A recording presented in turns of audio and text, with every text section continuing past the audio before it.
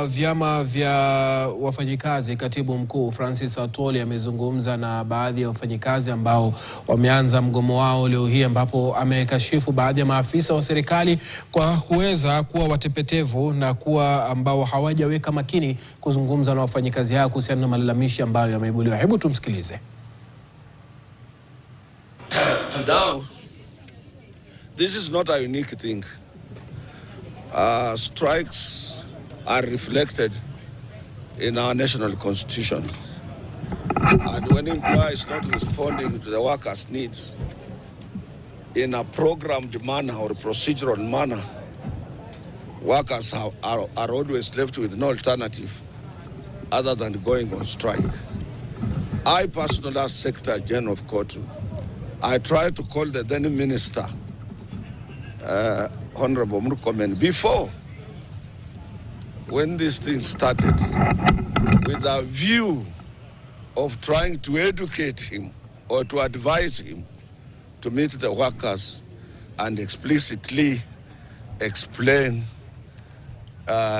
this a done issue to workers. Our ministers are arrogant. They don't take telephones. If they are taking telephones, they are taking telephones from businessmen or employers, and they disregard workers' calls. This is very dangerous. This is what has brought all about what is happening here now. But we are prepared. We are now leaving for a meeting, and we will be reporting back. But strikes in the airports or in any other enterprises are always there. Some few days ago, I was in one of the international countries, and all airlines workers were on strike, and the delays were as usual witnessed and so on. And we are urging our members to remain firm, to remain strong. They have our support. Yes. Until we report back on this particular issue. This was a very, very simple matter where the assurance to workers in writing that our members will lose no jobs and their jobs will remain protected by both government and as it is required by law. And that assurance alone, we wouldn't have been to where we are. But a lot of arrogance. The Adan issue is as if it is exclusive to management alone and government. And we cannot allow that.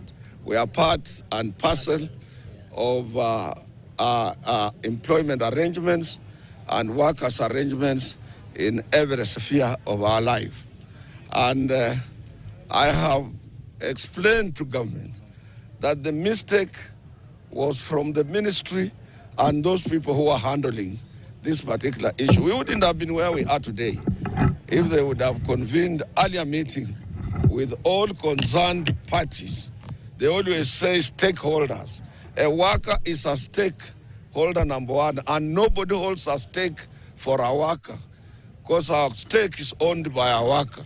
So they would have had a meeting with the workers' organization, which is well-led, has proper leadership, structures, and agreed, explained to workers. Somebody would have made presentation to workers.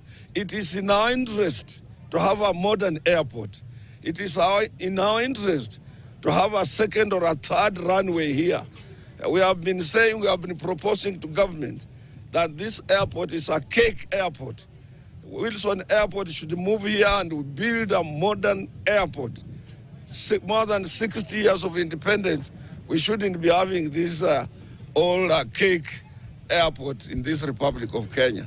And most of what have been government's priorities are always misplaced. We are going for a meeting, and I want workers to remain firm. We will be coming back to report after our meeting on the way forward. Sinsawa? Yes. But this meeting you have been, Secretary, the meeting you are going for, is it initiative from your side or you have been called by the authority? Is there any initiative than what is going on? Na bila shaka huyo ni kiongozi, katibu mkuu wa chama cha wafanyikazi nchini KOTU, ambaye amezungumzia mgomo huo wa wafanyikazi wa angatua ya JKIA, akisema kwamba